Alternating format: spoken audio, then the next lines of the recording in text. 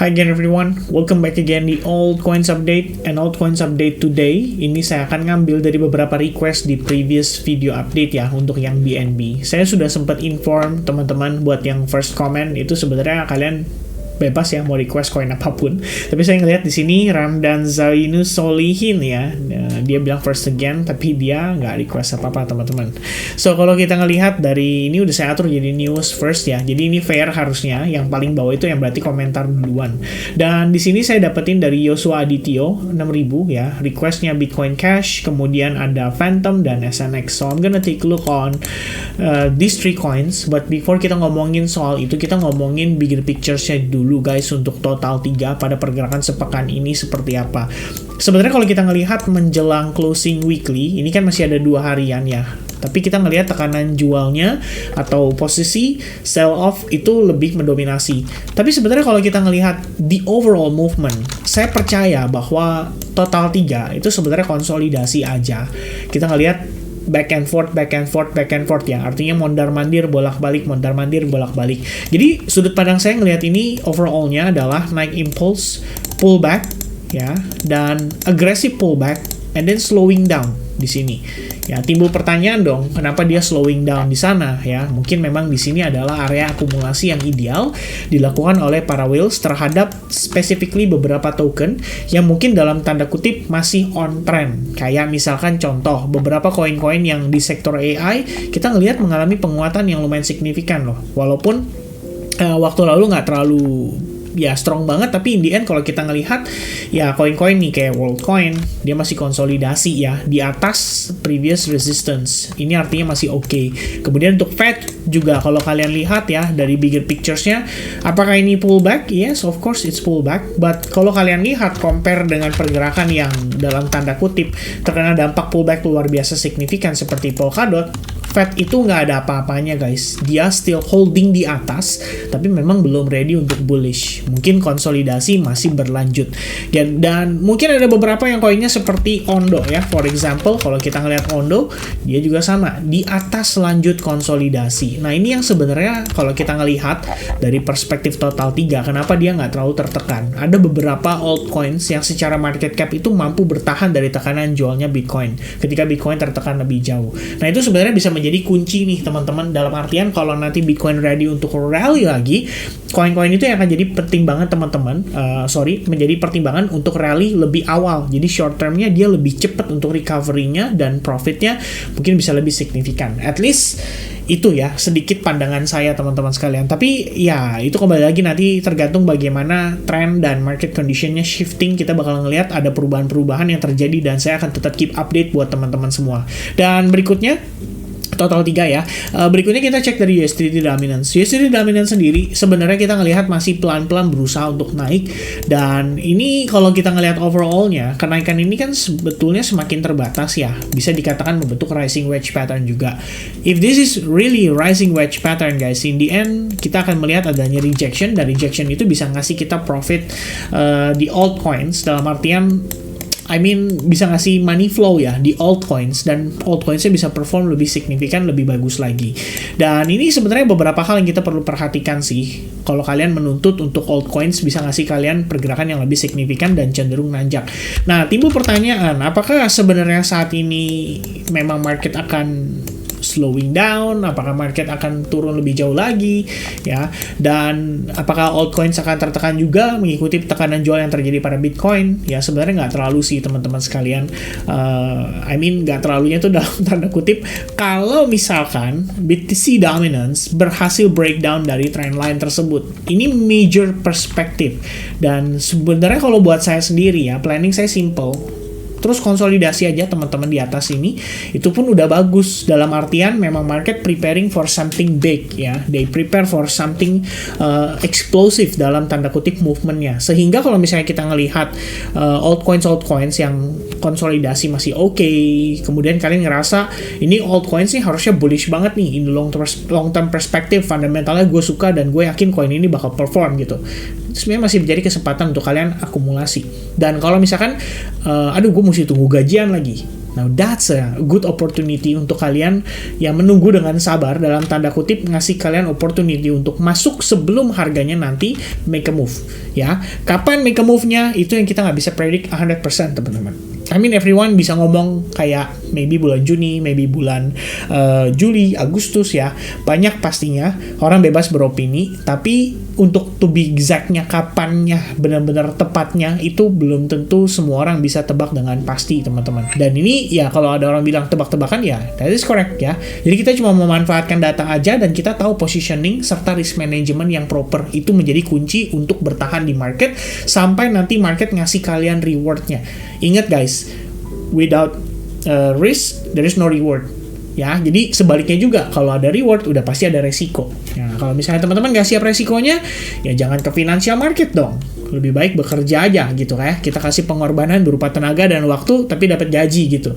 Resikonya ya perusahaan tutup, tetap ada resikonya ya. Kira-kira gitu. So, the first coin yang akan di-request adalah Bitcoin Cash. Kita akan bahas dari perspektif gambaran besar. Jadi kalau misalnya Bitcoin Cash tuh gimana sih?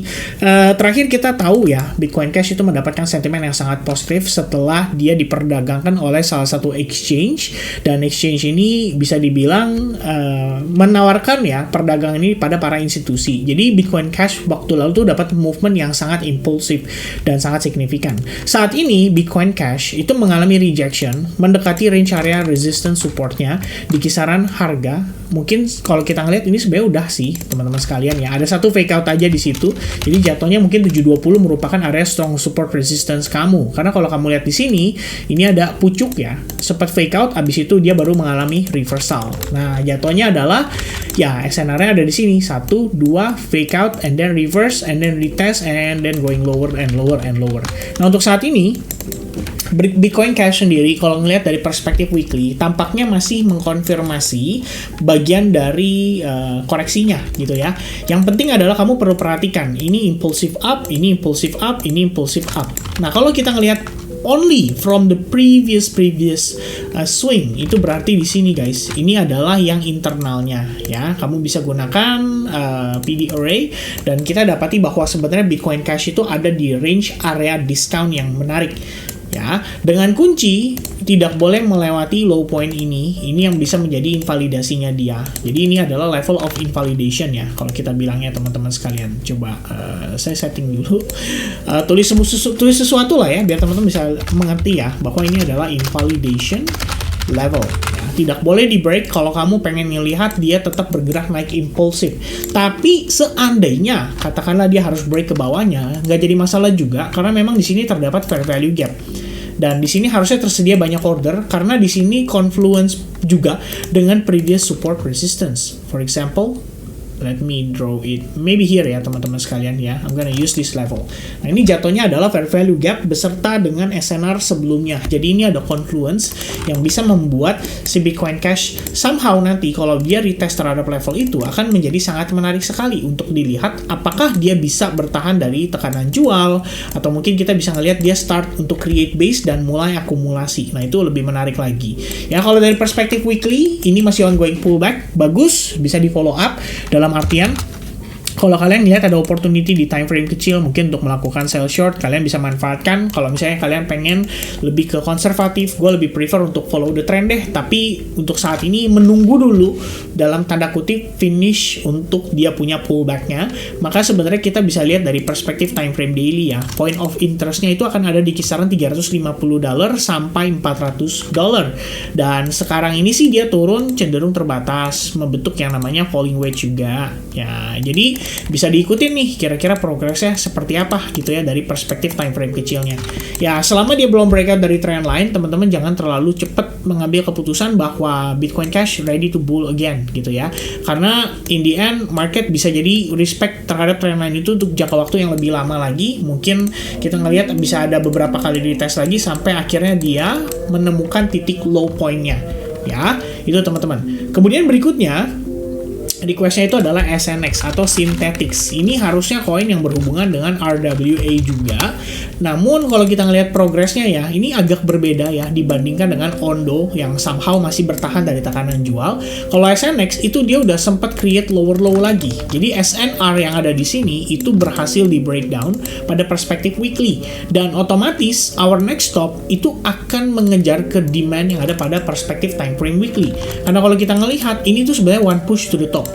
Ya, nggak terlalu banyak SNR-nya di tengah-tengah ini. Jadi kita nggak tahu dengan pasti di mana dia bisa holding, kecuali teman-teman menghubungkan trendline ini, which is high point sebelumnya, mungkin di sini menjadi low point atau support level untuk pergerakan pada SNX. Nah, di time frame daily-nya gimana? Sebenarnya kalau kita ngelihat dari perspektif daily-nya, mirip-mirip ya dengan progression daripada si Bitcoin Cash tadi, di mana kita ngelihat di sini terbentuk yang namanya falling wedge juga.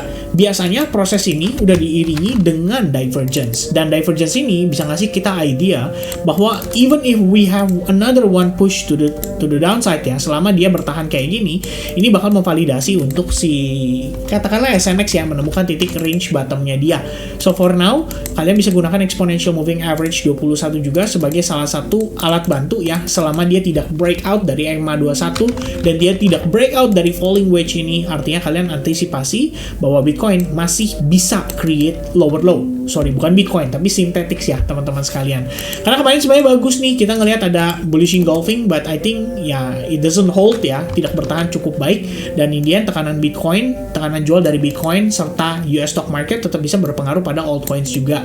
Ditambah tadi waktu Bitcoin tekanan jualnya lagi lumayan, Bitcoin dominance sempat nanjak, tapi in the end kita ngelihat dia sekarang masih turun lagi. Jadi ya mungkin agak sedikit nolong lah ya untuk altcoins nggak turun lebih dalam atau terjun lebih parah.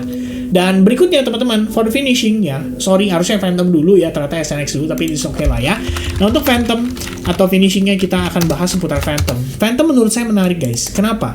Karena overall movementnya dia sudah mampu take over resistance support yang ada di sini. Jadi kalau dari perspektif weekly, ini kita lagi retest terhadap support level itu. Dan ekspektasi saya untuk weekly range itu harapannya adalah bisa retest sampai ke kisaran $1,678. Jadi lihat posisi ini, it's a higher high, it's a pullback, it's a higher again ya teman-teman sekalian, and then we have another pullback. Technically kita lihat progresnya low, high, low, higher low, higher high and possible higher low. Ya, di sini di perspektif weekly sendiri kita ketahan atau kebantu sama exponential moving average 21. So far kita lagi bertahan di atas level atau area itu, dan ekspektasinya adalah ini sebenarnya kalau kita ngelihat ya, semakin lama dia menghabiskan waktu di sini dengan proses konsolidasinya itu semakin baik. Artinya ada buyers yang pelan-pelan melakukan cicil beli pada si FTM ini. Jadi kalau misalnya kita bisa ngelihat FTM konsolidasi di sini dan pada akhirnya berhasil breakout, that's gonna be your opportunity untuk ngelihat Phantom cenderung rally lagi. So for now, what we need adalah melihat Phantom berhasil breakout dulu. Kalau misalkan belum, ya udah. Sebenarnya ini masih bisa jadi kesempatan untuk kalian melakukan akumulasi berhubung harganya itu nggak terlalu tertekan, dan ini menunjukkan bahwa Phantom ini sedikit melawan arus lah ya dari pergerakan Bitcoin, tapi belum bisa benar-benar bagus banget, hanya saja membutuhkan waktu untuk dia melakukan proses konsolidasi ini. Dan nanti di ujung dari konsolidasi, jangan terkecoh teman-teman, sometimes kita bisa ngeliat prosesnya seperti ini, which is a fake out dulu before the next pushnya, karena dia mungkin harus ngambil lebih banyak liquidity dari low point-nya dulu before kita ngeliat dia rally, gitu kira-kira. Alright, so that's gonna be the update untuk altcoins-nya. Kita ada bahas seputar Bitcoin Cash, Synthetix, SNX, dan Phantom, plus ada USDT dominance, dan juga kita bahas seputar total 3. Semoga informasi ini bisa bermanfaat buat teman-teman. Sampai jumpa kembali di update berikutnya. Enjoy your weekend guys, and stay chill ya, stay strong guys, stay whole. Cheers, God bless, and bye bye guys.